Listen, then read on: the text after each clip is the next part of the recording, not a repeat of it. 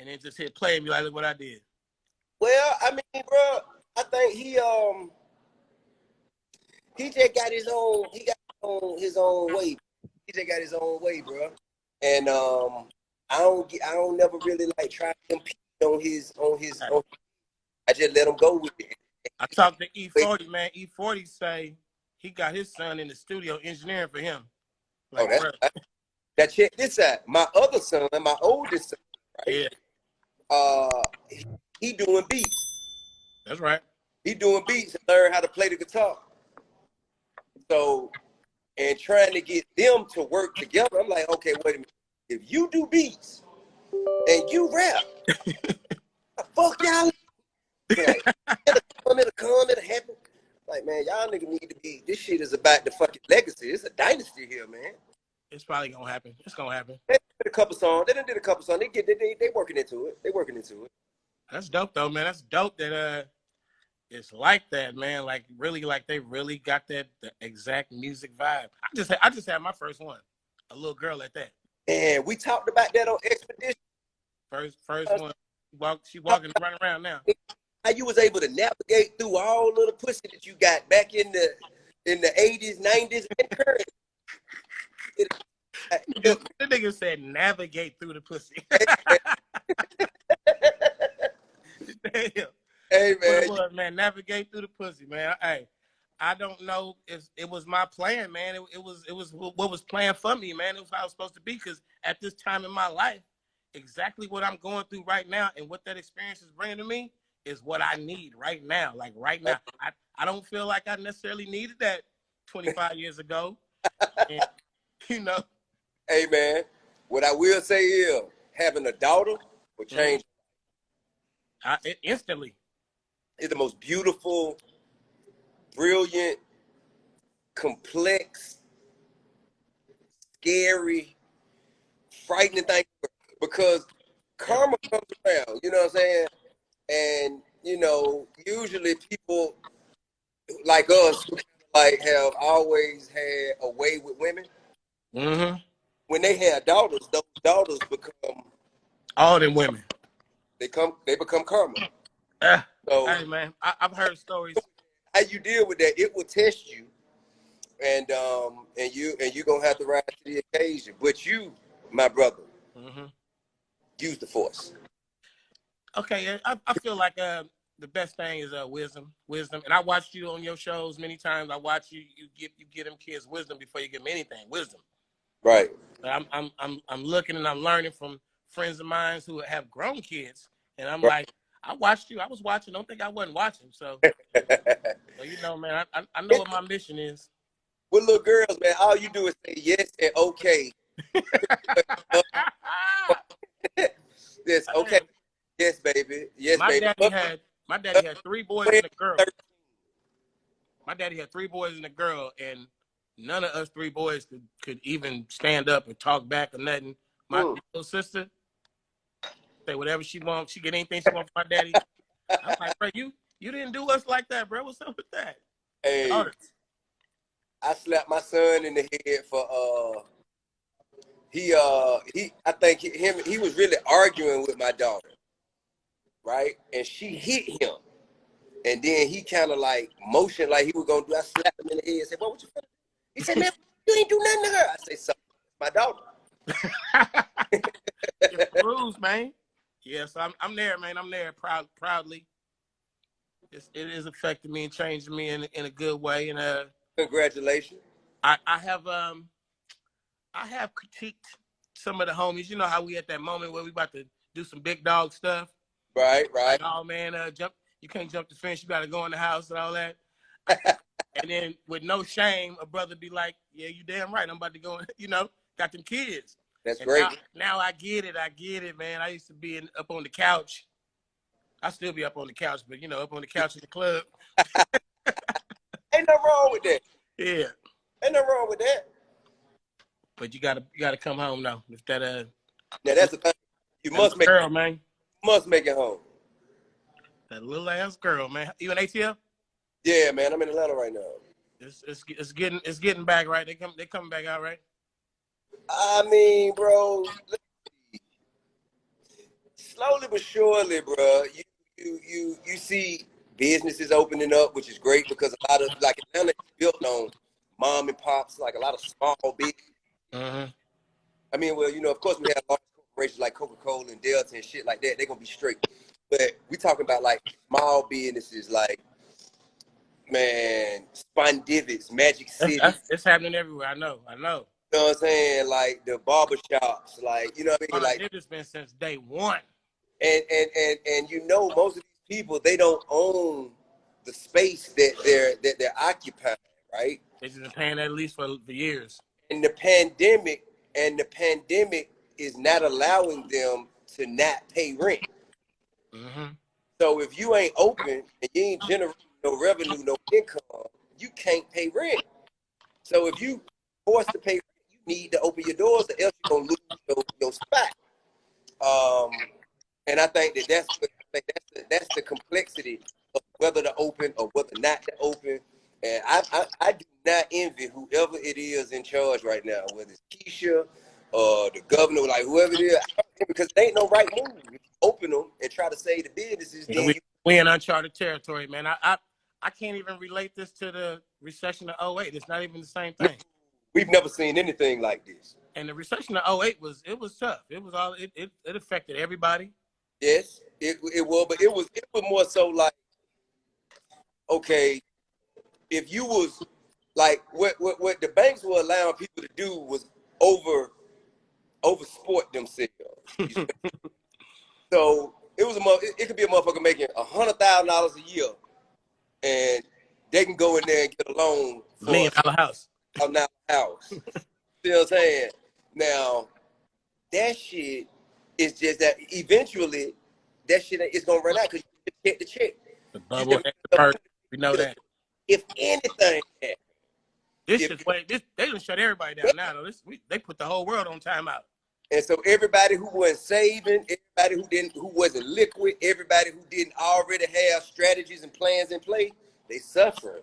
And most of us ain't able to do that. So we the ones who suffer. Yes, sir, man. It's uncharted territory. It's a class thing. We know that. It's a class thing. But at the same time, in the months to come, this is going to affect everybody across the board. And in the year to come, coronavirus ain't going nowhere. It's like everybody like, when is it going to go away? When is it going to go away? It's never going away. Just like when the flu came, the flu pandemic hit, we've been having the flu here ever since. Mm-hmm. Same thing for SARS, same thing for Ebola. Going nowhere.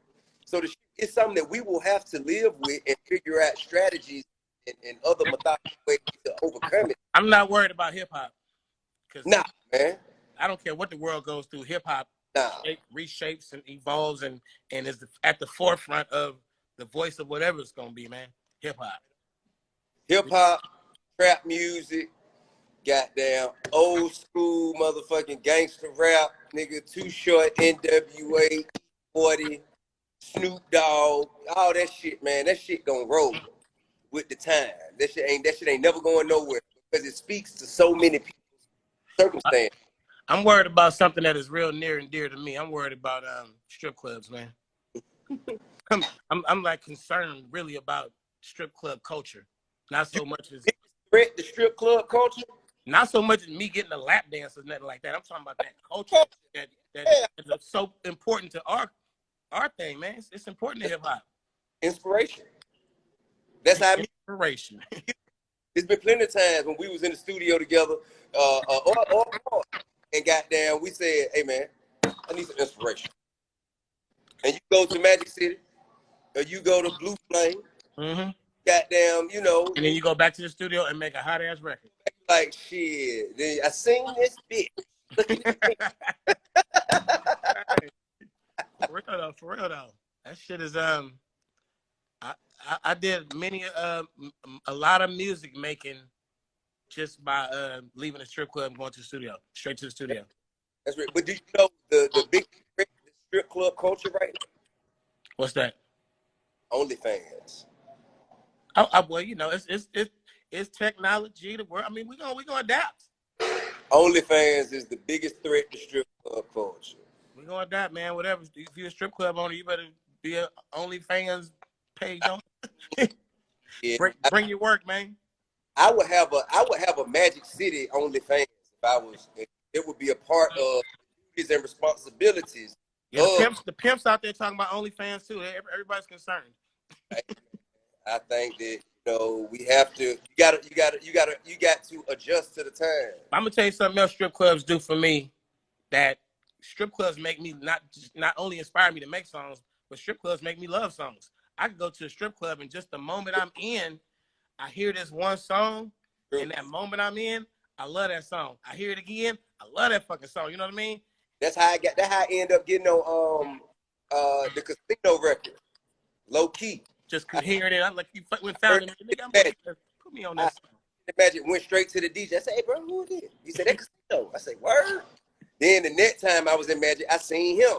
I say, nigga, I heard a song, nigga. I need that instrumental. And he said, which one? DJ played that one, nigga. And she went to the studio, I think, that night or the night after, and knocked that motherfucker out. And that's one of my favorite songs. Like, I wasn't even doing music, like doing features. I heard that shit, got inspired, did it, and we shot the video. The rest was history. And blame it on the strip club. Hey, when I first moved to Atlanta. You say what? When I first moved to Atlanta, when I bought my house back in the day, it was in Guilford Forest. Guilford Forest, yeah, 1993. The Black House. Oh yeah, 1993. Man, I used to go to my favorite spots was Nicky's on Stewart. That's right. And the Playboy Palace. Niggas don't really remember Playboy Palace, but that was my shit. What was that? Playboy Palace on Old National. It was like, I think that's like Gabby Road, right? You go to the freeway. Club? It changed names. You probably know some later names. It was the Super 8 Motel right across the street. I used to work that motherfucker. I think you're talking about the 321. That's what it probably changed to, yeah, but it was 321. Yeah. Old National was my street. I used to shooters pool hall. Get out of Springway when you bust the left on Got the Road off Old National. Like right there. You're right there. To the left, right? Hotels. Right, yeah. That's what I first heard about. What is a lap dance? You mean she gonna climb on top of me and do what? Gyrate until I. Hey, keep it work for them. I love the 80, man. I swear on everything I love. I just wrote a song called Atlanta, just talking about just Atlanta, just my experiences, man, from way back. Been adopted into this city, man. Race long before I became T.I.P. Back when I was still trapping, man. You knew me when I was still selling dope. I was next door. You Short used to get his haircut at a barber shop. It was Corey Dutch barber shop. You know what I mean? On Campbellton and Dotson. Next door to the plaza where Dutch barber shop is. That's where me, KT, C-Rod, Doug, Cap, and all of us, we were trapping. That was our trap. When nobody. Every time I get my hair cut, it be about 7, 8, 10, 15 niggas like there. Yeah, it was about 12 of us. And that was our trap, right?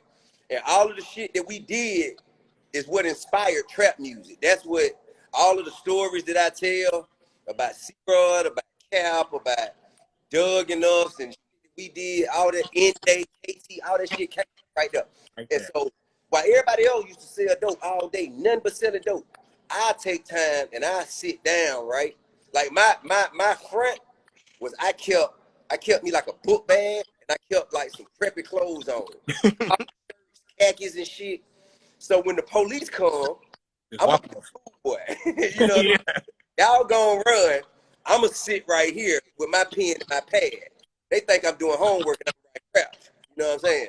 That's smart. So they knew I was rapping, and of course, you used to come get your haircut every 2 weeks. So they'll tell me, Tip, shout down there, man. Go, run up the shout, man. You know what I'm saying? Get on. I say, man, I'm not going up to that dude, bro. Talking about motherfucking record deals like that, bro. I ain't doing it. But I did say, approach you and say, what's up, man? You know how much. I didn't even know. No security now. No security. Man was in there in the 600 Benz. You know what I'm saying? On his own way, like Too Short, and my nigga Ice, who was a hustler. Yes, sir. Had them 600 Benzes. You know what I mean? Ice was the big dog. I fuck with Ice. Yeah, I still live the bit dog. Hey, man, that's crazy. Cause And you know what else you did, bro? what? Was the first feature that I was able to I was get. about to say. That's what I was about to say. I'm serious. Before anybody knew who I was. But look, let me tell you why I did the feature though, because I didn't know about the us on Campbellton Road. I didn't know that part yet. Right. And it was just, KP, cool motherfucker. I fuck with KP. I was fucking with all the little face shit, Dallas Austin. I was fucking with Jermaine. And KP, was a real nigga. Like, that was one of the homies. KP got the trap.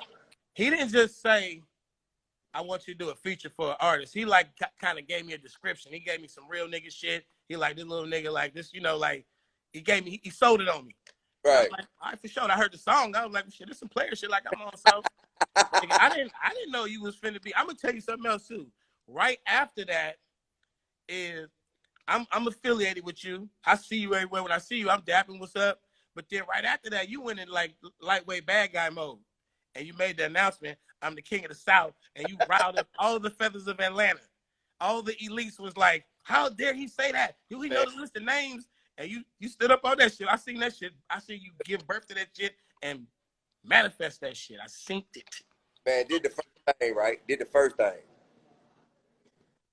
I spoke to everybody in the city. I spoke to Bun. I spoke to Faith. I spoke to 3000. I spoke to Big Boy. I spoke to Cujo, Gil, T-Mo, D-Lo. I spoke to everybody who I know what you gonna do. And I say, hey man, so you know what I mean. I'm pretty much accepting the title of King of the South. So how you know what I mean? They're like, man, do that shit.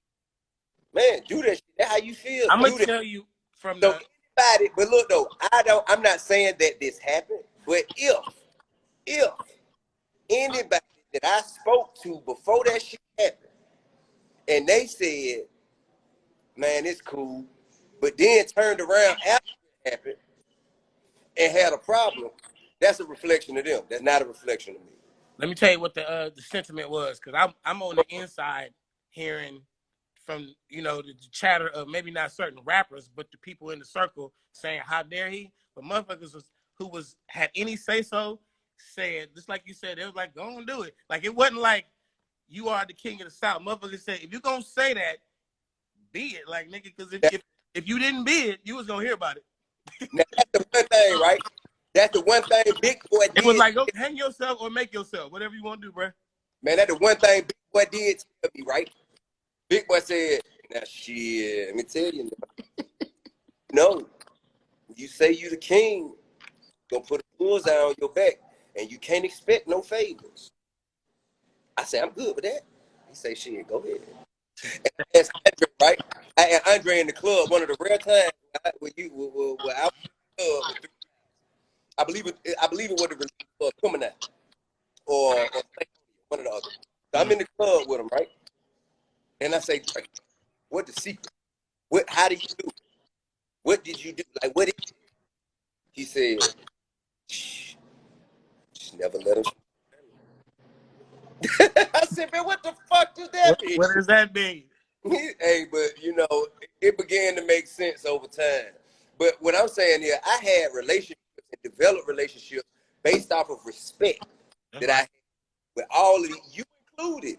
You, E40, Snoop, Dre, Big, Bun, Pimp, Space, man, Goody Mob, man, everybody that I had respect for because listen to y'all. Like y'all motherfuckers, I feel like y'all motherfuckers raised me and gave me game, laced me up. You know what I mean? I never did anything to make it seem like I was trying to discredit or discount the contributions of the motherfuckers who came before me. I never did that. I never was on some fuck that old shit. This is what it is now. I never did. You know what I mean? Hey, well, you did enough to where all the complaining went away. It all went away. And it was like, whatever you did, that shit went away. And motherfuckers was photo shoots, and it was cool. Like, it was cool. So the only motherfucker who really had a problem with that shit was Cuz out of Houston. And I don't know where that came from. I don't know why. You know, I think it was based off of him feeling like Scarface, you know what I mean, with the king and so on and so forth. Yeah, I didn't know that I'd already spoke the face. I guess, you know what I'm saying? He thought that I just kind of like, just get out there. And Face was with that. He was with that big boy philosophy. He was like, "Gonna be the king, man. You the one with the bullseye." He was like, so everybody stayed away from the term because didn't nobody want that pressure. mm-hmm. Like cause the way the shit came to be, me and KP riding in his car, we listened to a Mystical album had just came out. Right round Shake It Fast. Watch Yourself. That shit there. So that shit came out. We listened to it. He said he was the prince of the South. I said, well, he the prince of the South. Who's the king? Who the damn king? If he's the prince, who is the king?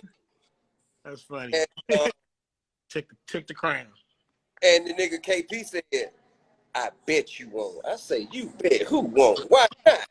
And that day, we were headed to the studio to do a verse with me and Beanie Siegel called Two Glock 9s on the Shaft soundtrack. And you said that when it went off. Put it down. This shit, man. I commend this shit, man. I'm not really being as at the career I had. I don't be going around analyzing shit with niggas about, man, you did this, you did that. I really just respect the long version of the hustle, man. I love when I see somebody get in the game. All right. Dude in. But then you see some people, they do this little one-man show of greatness. But I like when a nigga come in and it's like, now this nigga got a squad. This nigga put his homie on. He got that nigga balling, doing management. This nigga balling, making beats. Like, you making niggas. I like that shit, man. And then yourself, you got another album. They love it. Another one, they love it. I like that. I like the long version. Man, I appreciate that. That ain't nothing but some love and respect. The people around me made themselves, and I give them so much credit, right? Because I told you, most of the motherfuckers around me now and then, them nigga came from selling dope. Mm-hmm. I'm the one who had aspirations of doing music. Them niggas wanted kilos. From the same shit. You know what I'm saying? So when I, like, you know, showed them, hey, man, this the dream. This my dream. This what I'm working on. This what I, you know what I'm saying? This what I'm doing. This what I'm going to do with my life.